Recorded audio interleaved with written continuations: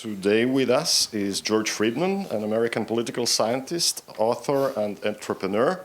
His newest book is Flashpoints, The Emerging Crisis in Europe. Mr. Friedman was born in 1949 in Budapest, Hungary. He has authored several books, including The Next 100 Years, The Next Decade, America's Secret War, The Intelligence Edge, The Coming War with Japan, and The Future of War. His newest, about which we will talk today, Flashpoints, talks about the emerging crisis in Europe and was published by Doubleday. Mr. Friedman's childhood was shaped directly by international conflict. He was born in Hungary to Jewish parents who survived the Holocaust. His family fled Hungary when he was a child to escape the communist regime, settling first in a camp for displaced persons in Austria, and then immigrating to the United States. Mr. Friedman received a BA at the City College of New York, where he majored in political science, and a PhD in government at Cornell University. Prior to joining the private sector, Mr. Friedman spent almost 20 years in academia, teaching political science at Dickinson College. Mr. Friedman is the founder and CEO of the private geopolitical forecasting and intelligence corporation Stratfor. Please welcome Mr. Friedman to Google. Thank you.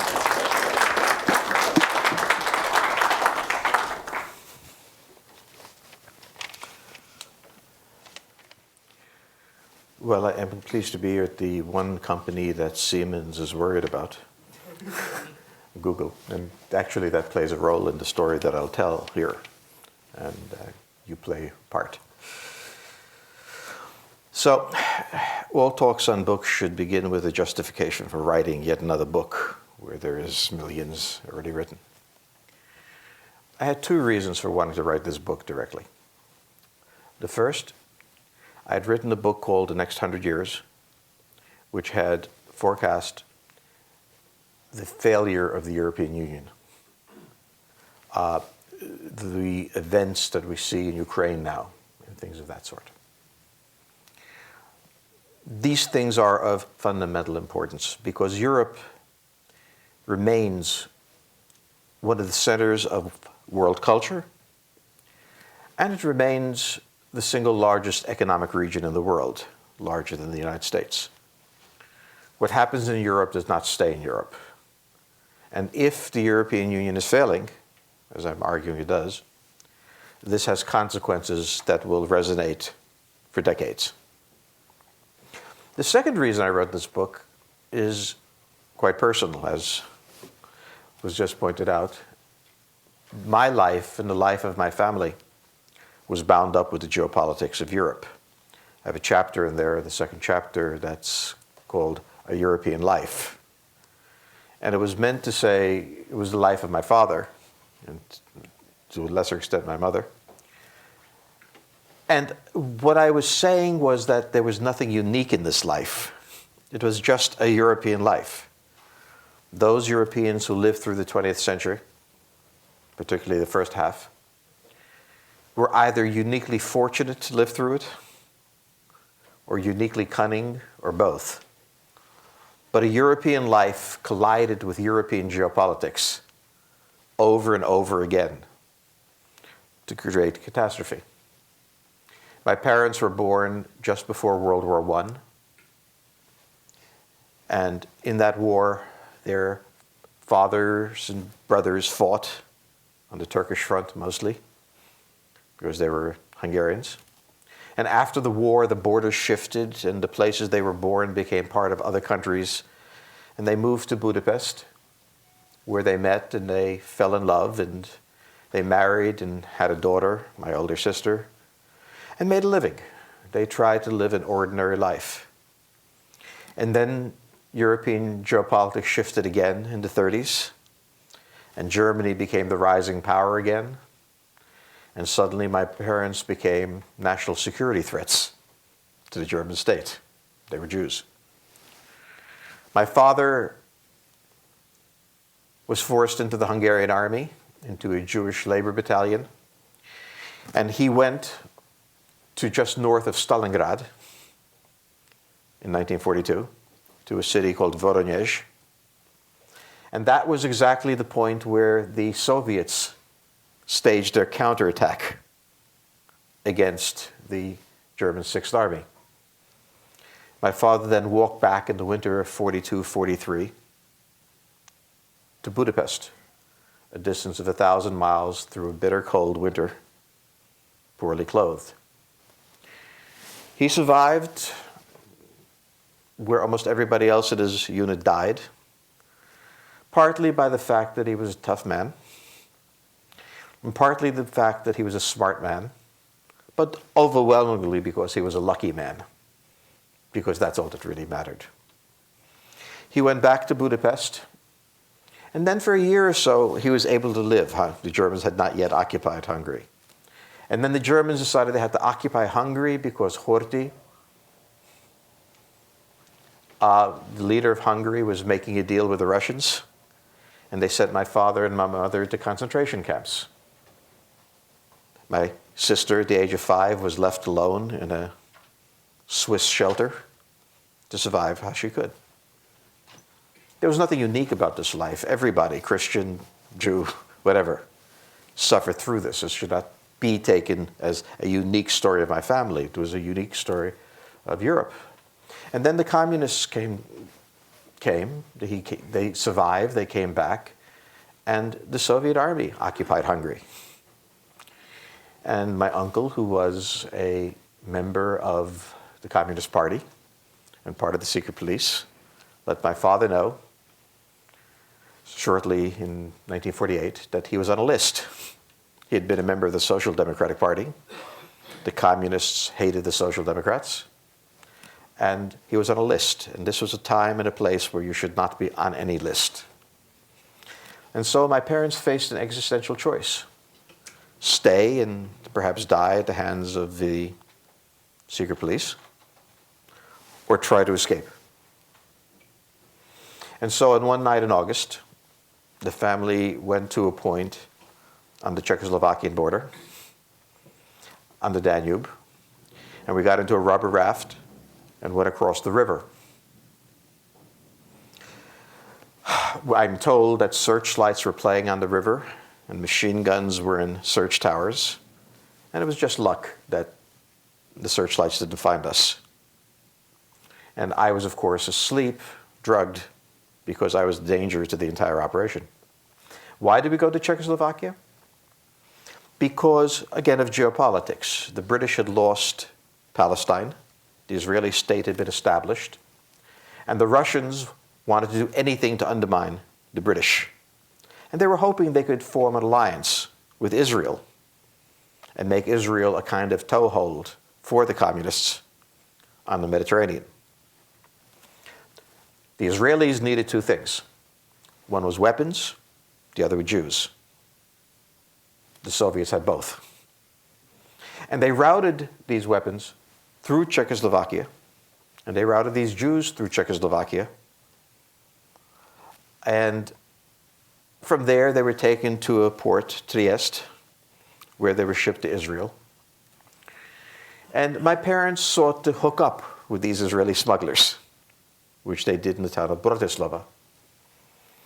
Now, my father had no desire to go to the United States. He was a deeply committed Zionist, but he wanted nothing to do with Israel.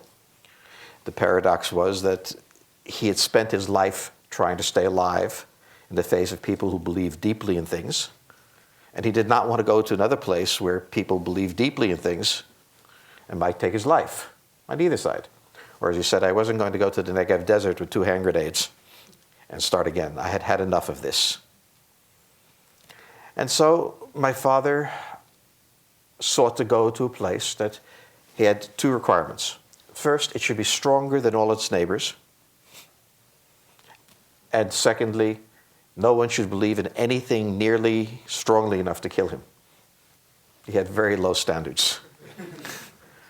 He didn't want to go to Canada because Canada was a weak country and America was a strong country, and who knows what would happen. Reasoning like that. He wanted to go to the United States. To go to the United States was complex. But somewhere in this, my father made a deal where my mother, my sister, and I were allowed to go to the United States and become citizens very quickly. My father stayed behind. This was the time when the Cold War was beginning, or had actually gotten fairly intense. And the Americans, who had no idea what was going on the other side of the Iron Curtain, were recruiting anyone who even spoke the language. My father did speak Hungarian, and that was enough to be recruited. They also recruited many Soviet agents, so it was a complete disaster. It was CIA at its best.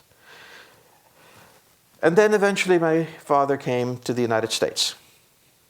And the United States, who grew up in the Bronx, which was a tough neighborhood, but not as bad as it became. And then we moved to Queens to a little house, and he loved this house, and my mother loved the house.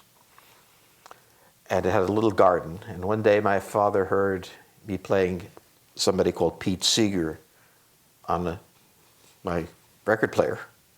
And Pete Seeger was a folk singer who spoke about little houses made of ticky-tacky and the corruption of suburban life. My father asked me what he was saying, and I said, well, he was saying that people who live in suburban houses that look alike are losing their identities. The house is their identity, they are the house. And when everything looks alike, you have become ants. There's no difference. And my father said to me, and this is what Americans worry about? And what he meant by that was, look, I'm not worried about losing my identity. I'm worried about losing my life. If I don't have to worry about my dying, my wife dying, my children dying, I'm happy. My identity doesn't depend on the house. And frankly, I'm not worried about my identity. I know who I am. I explained, look, when you live in the United States, a very rich country, a very powerful country, a country that's almost invulnerable, you worry about these things. When you come from Hungary in the middle of the 20th century, you don't have to. My father said something else to me. Every American student wants to go to Europe. And I went to Europe, and I said to my father, why don't you come visit Europe with me? And his answer was, there's nothing in Europe for me. I said, don't you want to see where you're born? No, I hate them. And I said, look, they've changed. And he said to me, the Europeans will never change. They only will pretend it didn't happen. That's what caused me to write this book. The European Union was an attempt to transform Europe from a slaughterhouse into a place that had banished conflict, that had banished poverty, that had banished all of the bad impulses that were there before. It was a noble intention. But I'd come to the conclusion that the European Union was failing. And therefore the question was, what comes next? If the European Union doesn't work, are all of the monsters and fears that existed before, are they gone? And that really is what the book is about. And it begins with a paradox in Europe. Europe invented humanity. And by that I mean this. Before the European age of exploration, the Mongolians had no idea they were Congolese. The Congolese had never heard of the Aztecs. The Aztecs had never heard of the Japanese. And the Japanese had never heard of the English. The world consisted of separate little planets. There was no sense of a common humanity. The idea that there is one species throughout the world, and however different they were, it wasn't that they knew they were there and rejected their humanity. They hadn't a clue. For all its brutality, its bloodshed, European imperialism achieved at least one thing. It discovered humanity. Humanity in the sense that there is a single species, that we share things in common, and however much we may hate each other, We hate each other as humans. This was an advance. But the Europeans did more. They transformed humanity's relationship to nature. To me, the vision that I have is the movies where in pre-World War I days, a concert is held. It's a wintry night and it's dark. And inside that room, night has been banished and the winter is shut out. And elegant men and women come together to listen to Mozart. Now, from my point of view, any culture that can create Mozart is forgiven many things. You have to accept that. But it was this huge transformation of man's relationship to time. A train could travel at 40 miles an hour, 50 miles an hour. A boat could go from London to New York in a week. This was even before the age of aircraft. The entire shape of the planet, our understanding of what was possible, had been changed by the Europeans. Europe had conquered the world, and it also, in a very real sense, conquered nature. Not perfectly, but overwhelmingly redefined how we experience life. The paradox is that Europe never conquered itself. Throughout the 500 years, from 1492 to 1992, of European power, no one was able to convince the Europeans to unite in a single entity, and no one could conquer them all. The Spanish tried, the French tried, the Germans tried, the English tried half-heartedly, even the Dutch took a shot. But the point is that Europe was inconquerable. Europe is peninsulas jutting out from peninsulas, mountains like the Alps or the Pyrenees that can't be passed, the Baltic Sea separating part of it, and the vast steppes of Russia. Napoleon came the closest. Hitler then came close. Both of them died in the wastelands of Russia. Europe could not be united. So you had this paradox. This entity that conquered the world could not conquer itself. It conquered the world, yet there was an ongoing civil war in Europe.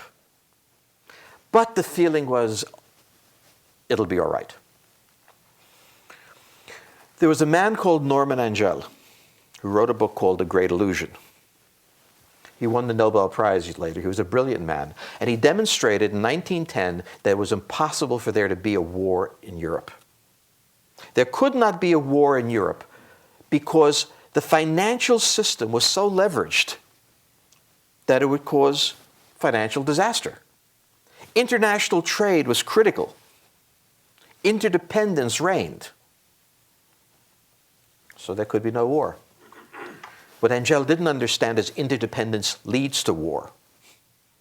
Madagascar and Brazil are not going to fight a war. They have no issues between them.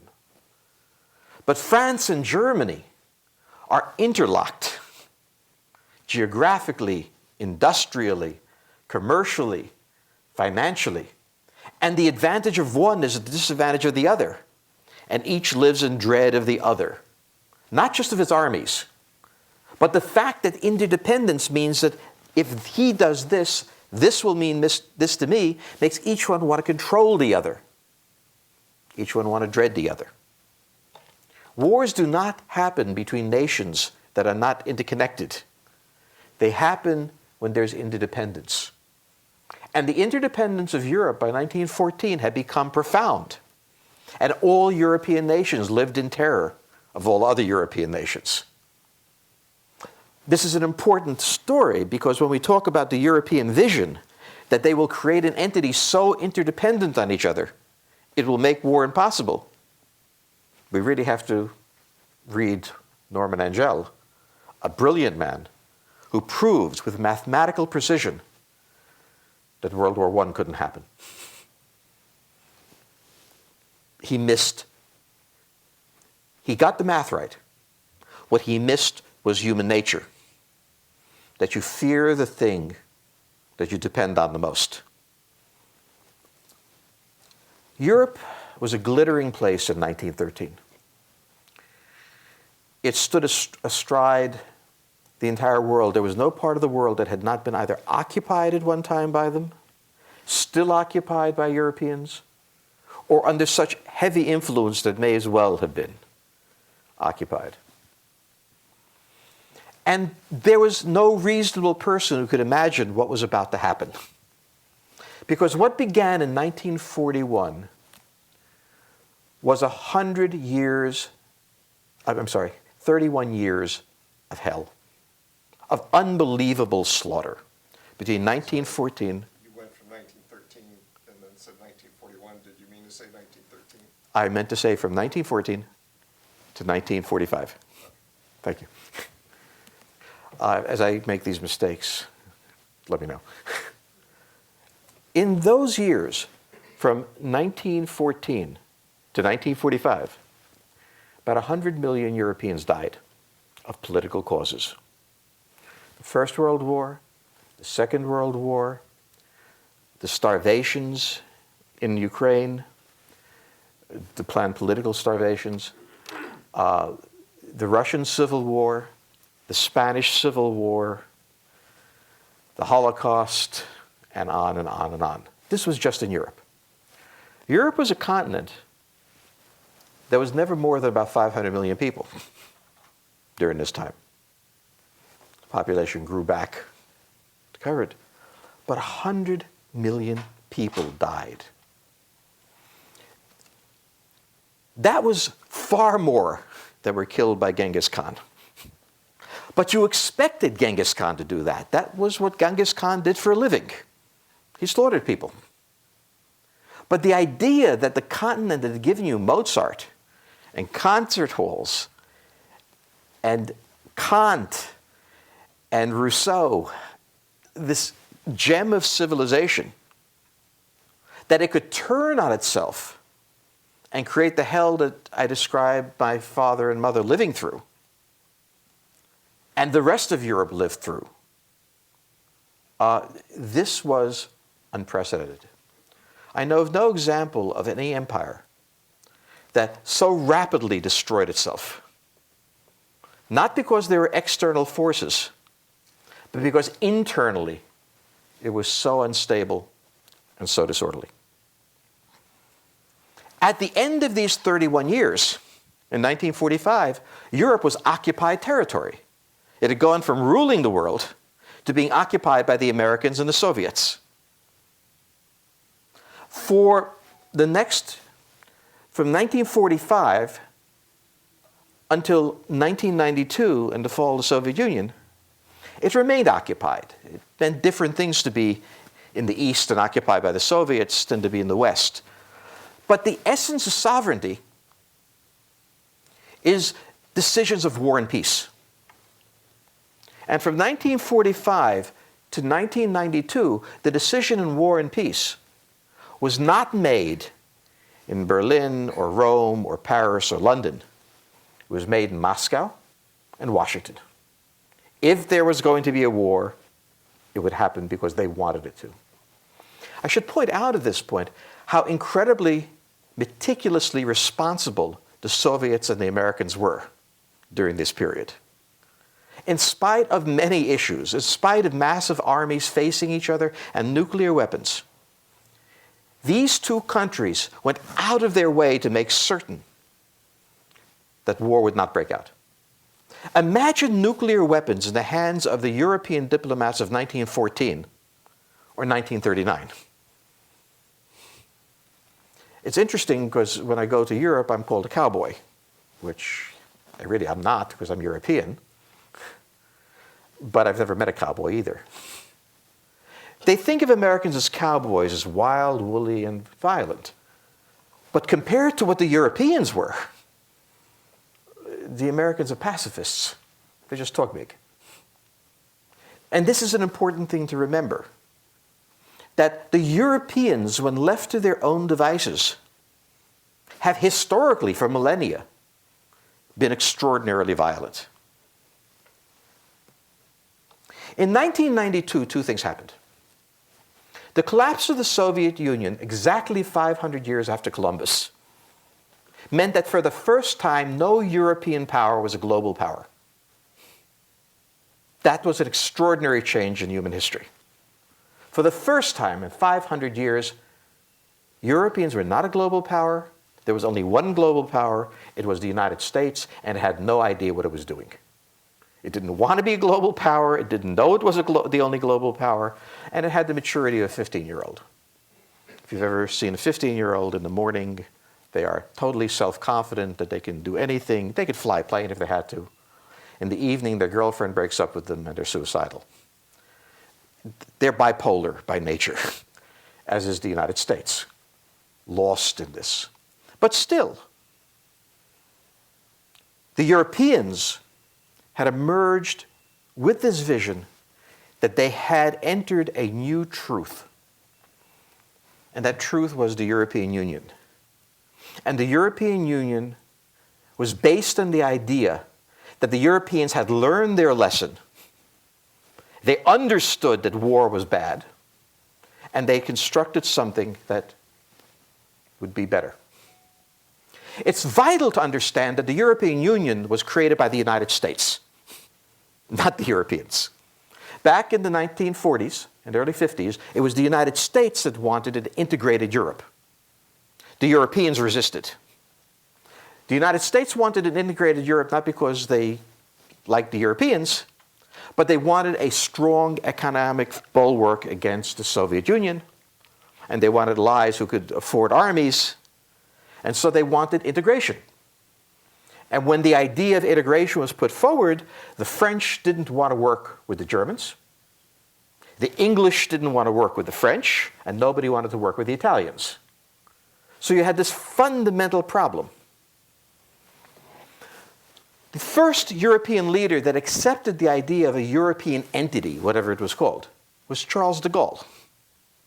And he accepted it not for the reason you might think. He accepted it because if there was an integrated Europe, France would be the leading power in his mind. France could steer this entity into being a counterweight to the United States, and Europe could return to history. That was the theory. Over time, the Europeans adopted this idea. They first struggled against it, then they adopted it, and there was two European unions. One was the outer seven, the other was the inner six, and it developed onward until it became, in 1992, the same year the Soviet Union fell, the Maastricht Treaty came into force. And the Maastricht Treaty created the modern European Union, a free trade zone, with some countries sharing in a common currency and a regulatory apparatus in Brussels. It was, according to its official doctrine, based on peace and prosperity. Not the pursuit of happiness, which is to say, not the American principle that you're promised nothing except the right to try to be happy. The Europeans promised happiness. They had to, because they were terrified of what would happen otherwise. So the question then became, what happens if you can't give prosperity? What happens to peace?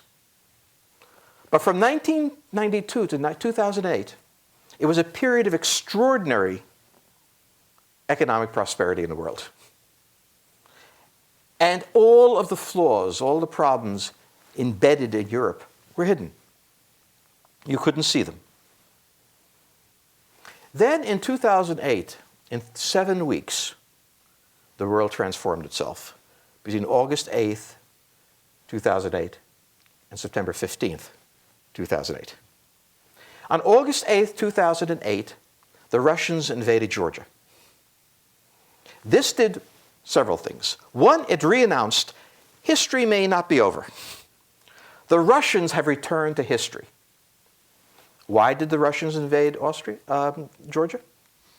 The United States was busy staging, the Russians felt, orange revolutions everywhere. One of them was in the Ukraine, and this bears on what is happening today. And the Russians felt there's only one reason to stage a pro-Western uprising in the Ukraine. You plan to seize the Ukraine and attack Russia. At this time, the United States was bogged down in Iraq and Afghanistan, and that really wasn't on their minds. But it was on the Russian minds. And the invasion of Georgia was designed to deliver this message: Georgia was aligned with the United States. This is what an American guarantee is worth. And that message was not for the Georgians alone, but was especially to the Ukrainians, to the Kazakhs, to the Azerbaijanis. We're back, and we reframed history. And suddenly, the idea of perpetual peace, which had never existed in Europe, because at the same time that Maastricht was going on, 100,000 people died in Yugoslavia, which the Europeans explained, as they always explained the Balkans, it's not really Europe. But of course it is. And 40,000 people died in the Caucasus during the war between Azerbaijan and Armenia. War was nibbling at the edges of Europe. And that war that we talk about now starts there. But the more critical thing that happened 7 weeks later. Lehman Brothers collapsed. And with the collapse of Lehman Brothers, a series of events unfolds that brings us to today's crisis, this week's crisis in Greece, I should say. For the United States, this was the fourth crisis, a financial crisis since World War II. There was the municipal bond crisis. There was the third world debt crisis. There was the savings and loan crisis. And now the subprime crisis. And the United States knew how to handle this. The head of the Federal Reserve Bank, the Secretary of Treasury, and 8 bankers got into a room, broke every law in the books. There was no justification for these people being in a room together, and made a deal. And there's a way that Americans handle this. First, the financial community behaves with absolute irresponsibility. The federal government bails them out. And then the financial community condemns the federal government for irresponsibility.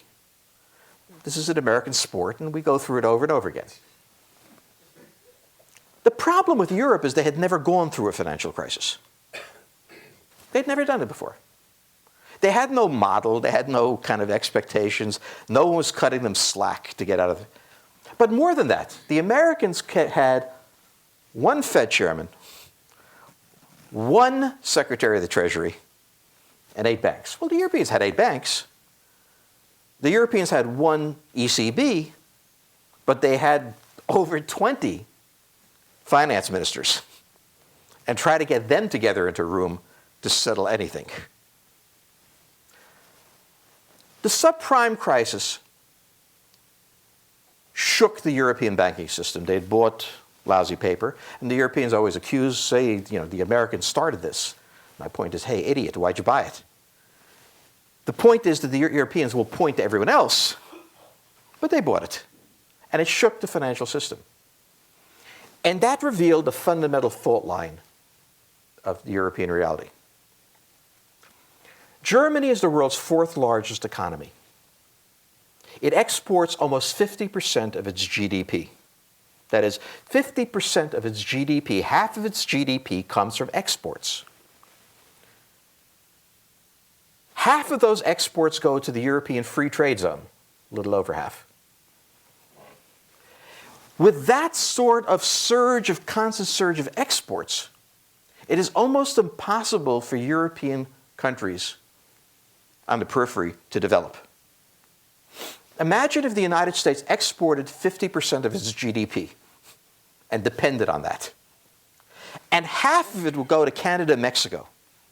What would the condition of Canada and Mexico be? This is what the Germans do.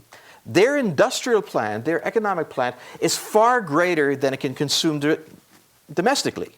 If they don't export, they're going to have massive unemployment and economic instability. They must export. And for them, the European Union was a system for maintaining their exports. First, they had access to all these markets as if it were their own. Second, they had the political power to price the euro at exactly the point they wanted to prevent inflation, but facilitate exports. Whereas the Southern Europeans had to have some much lower price. They couldn't get it. Finally, they created a reality through Brussels. Just as Washington creates regulations, Brussels creates regulations. And the Brussels regulations, plus the tax structure of Europe, made entrepreneurial activity impossible. Entrepreneurial activity in the United States is possible first because the tax structure is such that if you happen to hit a home run, you're going to enjoy it. The tax structure in Europe is confiscatory at a certain level, so the risk-reward ratio isn't there. Secondly, they developed rules and regulations on everything from human resources to healthcare.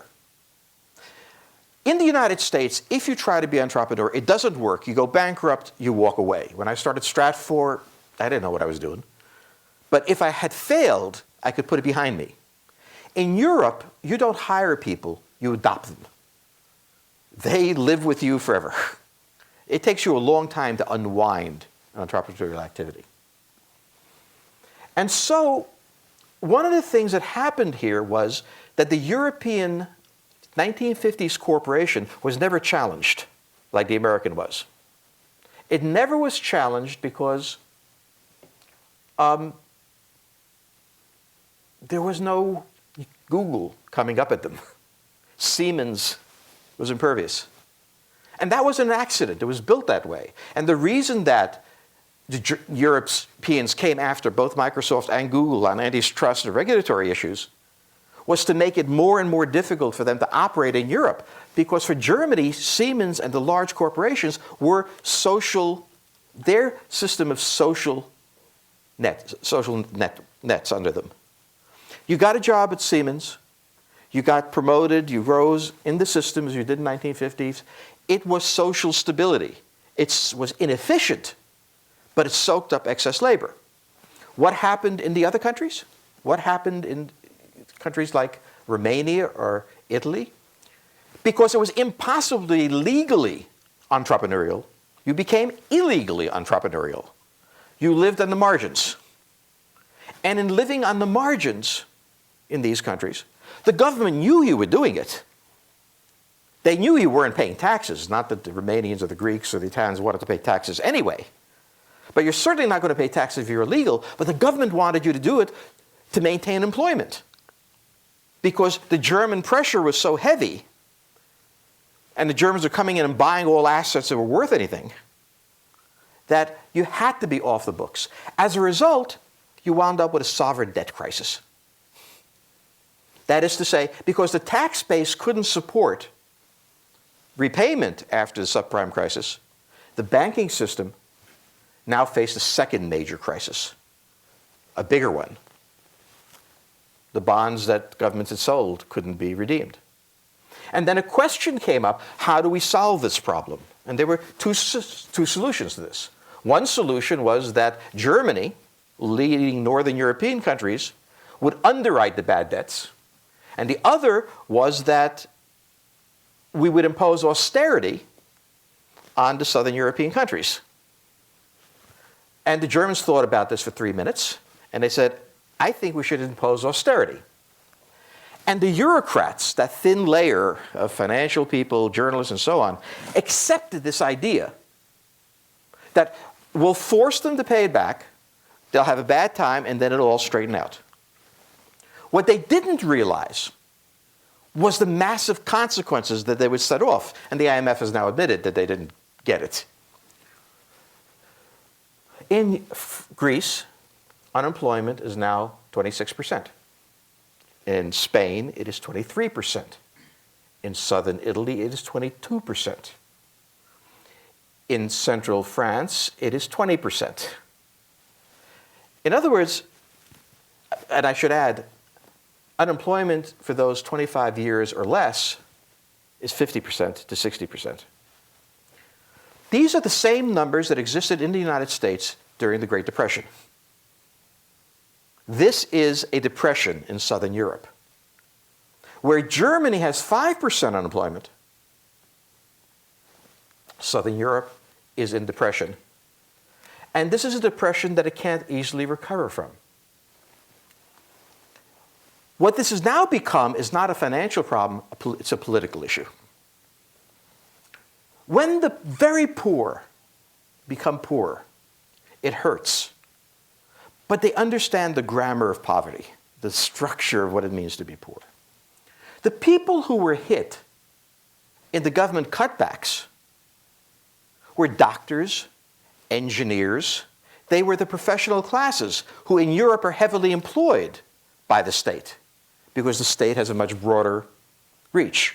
So, and you have a national health system and you cut everybody's salary by 50%, you're cutting doctors. When the middle class, which has a clear expectation of what Europe would mean for them, that they would have, if you're Romanian and you're Italian and you come into the EU, you will have a European life. As defined by Germany, maybe not as well as Germany, but still, you'll have a European life. And you realize over time that that life is gone. So if you were 40 years old in 2008, and you started to lose your job and your salary was being cut from 3,000 euros to 800 euros, as happened in some people's cases. If you go down this list, what happens to you? You suddenly realize at a certain point that it's not going to get better. You suddenly realize that this is not ending. This is not a cyclical thing that's not temporary. I've been doing this for 7 years. And the problem is not that some think tank in Brussels didn't think up the solution. It is that the Germans cannot afford to change their behavior because of what they would suffer. And therefore, we're locked into this position. And that leads to what happens in whatever the middle classes are devastated. The rise of radical parties, particularly of the right wing. Because you have to find an explanation for what's wrong. And which answer you find is that someone caused it. And we must protect ourselves from that by nationalism, by closing our borders. And the Muslims are a particular problem. And by the way, the Jews are a problem too. And you come up with a solution that the middle class comes up with when they've lost everything. And one of the things that the European elite never got was that as they were stabilizing their banks, they were creating a system, political backlash, that would threaten the entire system they had created. They thought they could keep everybody in their place. And of course, when you're devastated, like the Europeans were, you can't keep everybody in their place, and everybody came out of their place. And so what we see now in Europe is the rise of brand new parties. In Greece, it was a left-wing party, which has the same position as a right-wing party, but they don't dislike Muslims. That's the difference. But these are parties that are basically saying, we're not going to pay you back. The Hungarians pioneered this. They gave mortgages out. Austrian banks, Italian banks gave mortgages denominated in euro, in Swiss francs, in yen, anything you wanted. Low cost, but nobody counted on the foot into collapsing. The Hungarian government went to the banks and said, on behalf of their mortgage holders, we're going to pay you back in forints, and we're going to give you about 60 cents on a dollar. Or we'll give you nothing. Give me a call in the morning, tell me what you want. In other words, the debtor, when he owes enough money, controls the situation, not the lender. Old story. If I owe you $100, you've got me. If I owe you $1 billion, I've got you. And what the Southern European countries are realizing is, one, they cannot live with the situation that's been created, that default is better than not default, and secondly, that Germany can't afford to let them default. For all the bluffing going on, Germany can't afford this. They need to keep the free trade zone. We saw this recently in quantitative easing, which is a very nice term for printing money. I like it. Printing money was printed by the ECB, but it was administered by national banks. Why? Because the national banks could only buy paper from their own country, which means default could not affect Germany or others. But also, none of the European countries trusted the European Central Bank to be impartial, to buy the papers they had to. We are now back at the nation state. And in Europe, when you're back at the nation state, you're at a dangerous point. The United States had a very similar problem. And the problem the United States had was, in 1861, a vast dispute on all sorts of issues between the South and the North. And the South said we could withdraw from the European Union, from the American Union. And the result was a civil war in which hundreds of thousands of Americans on both sides gave their life. At the Battle of Gettysburg, fought to save the Union, and Antietam and other places. Who will die to save the European Union? How could Europe create a grand army of the Republic? It has no moral promise except prosperity and peace.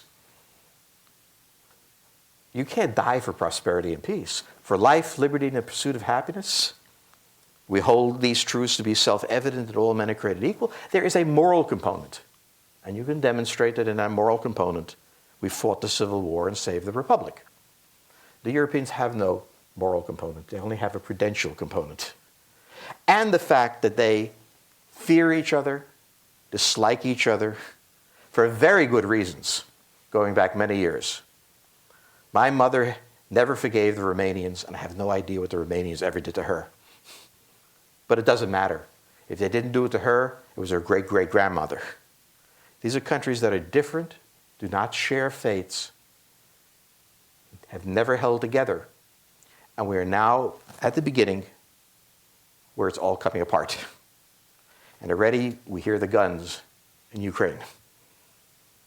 So all of the promises that were made are in question. And when Europe goes into question, the world trembles. Let me stop there and ask for questions. Thank you.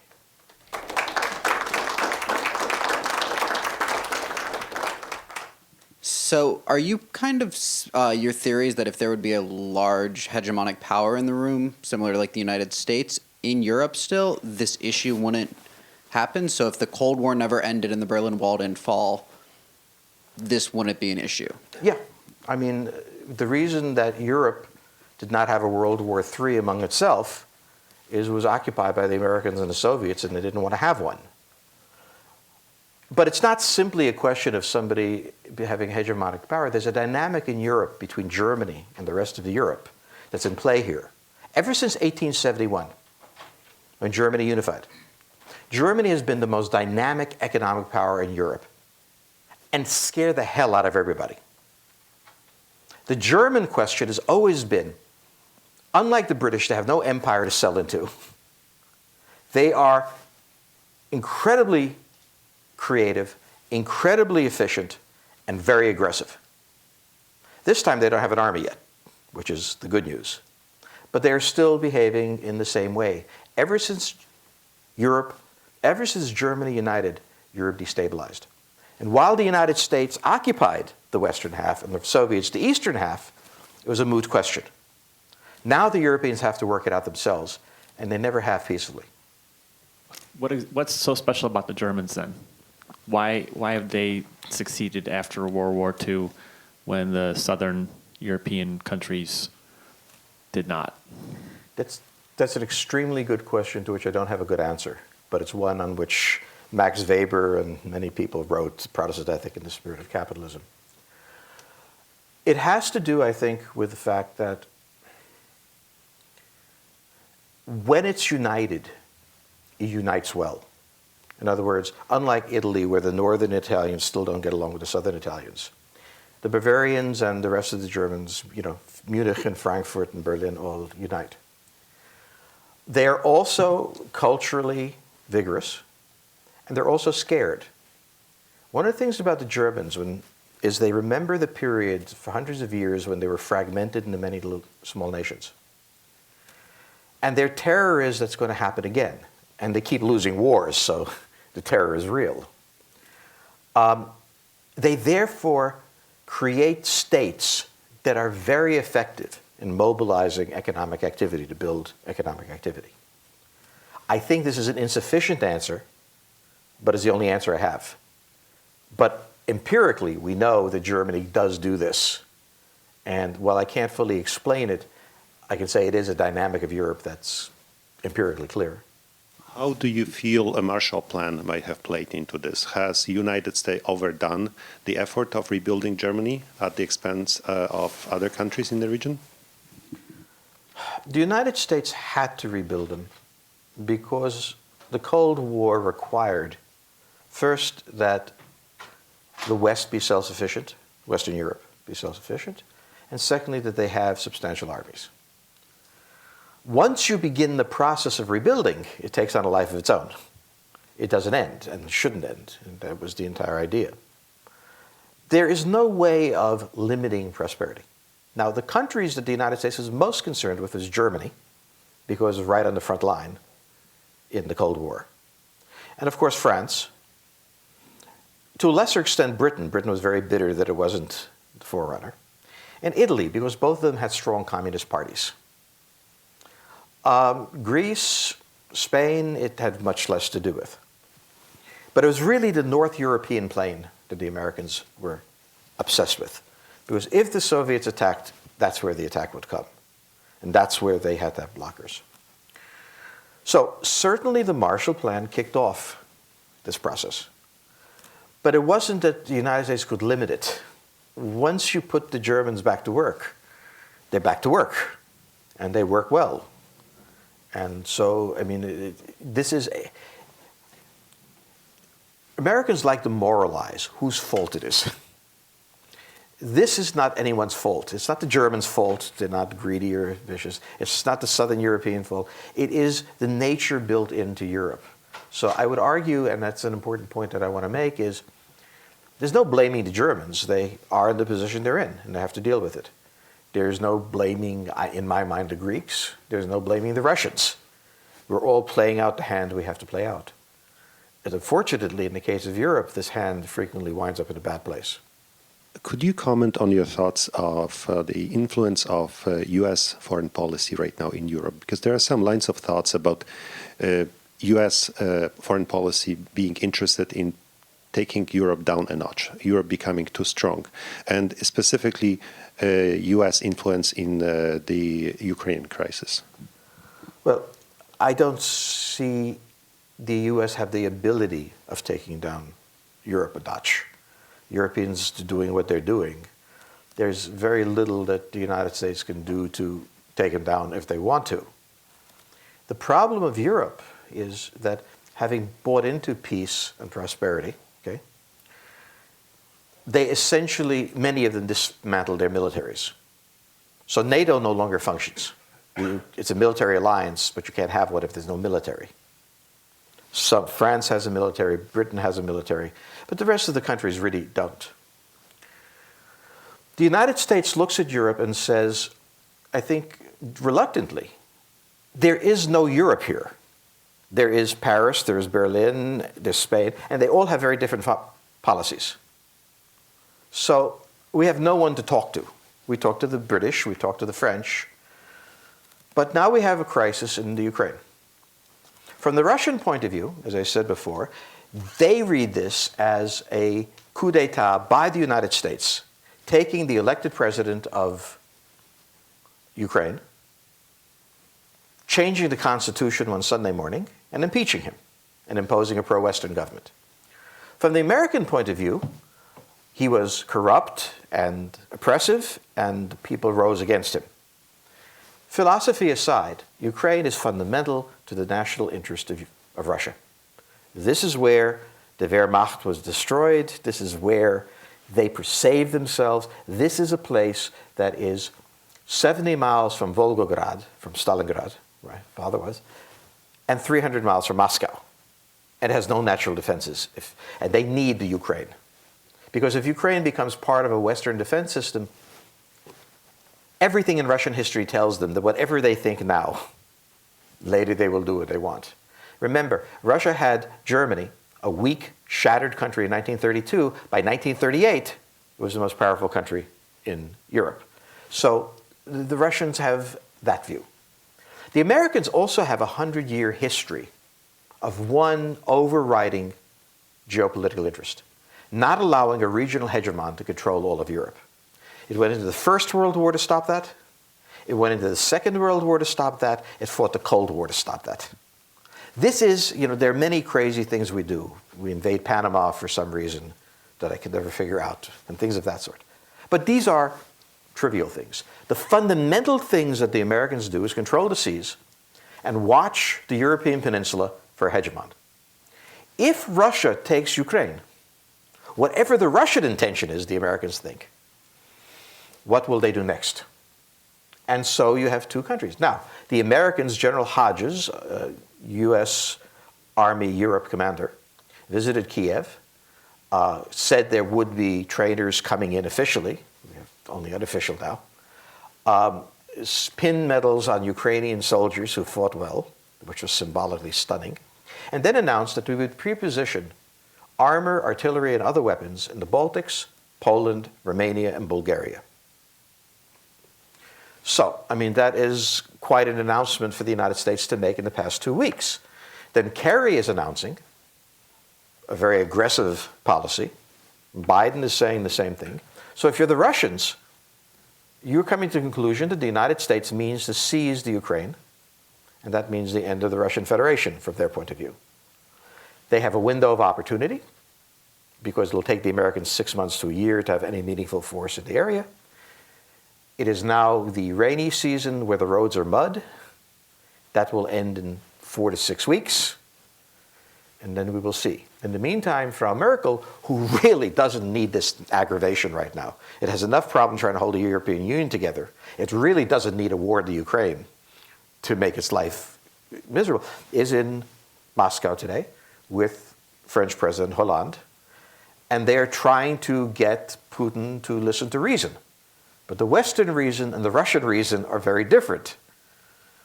The Russians said to me, I was in Moscow recently, and the Russians said to me, look, we want this much.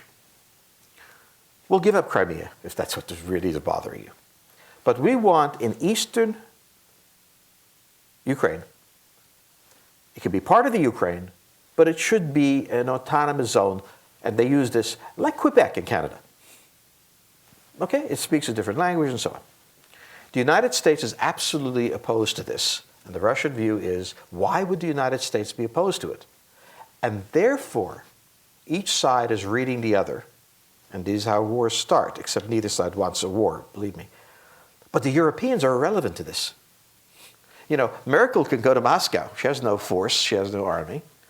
The Europeans are playing a role that they played in the Cold War. They're inert. And that's what's so interesting. This is a war that the European Union should be busy not fighting, but putting down or making whatever arrangement they want. But they're in no position to do what the Russians need, pulling them out of a recession, depression, whatever you want to call it.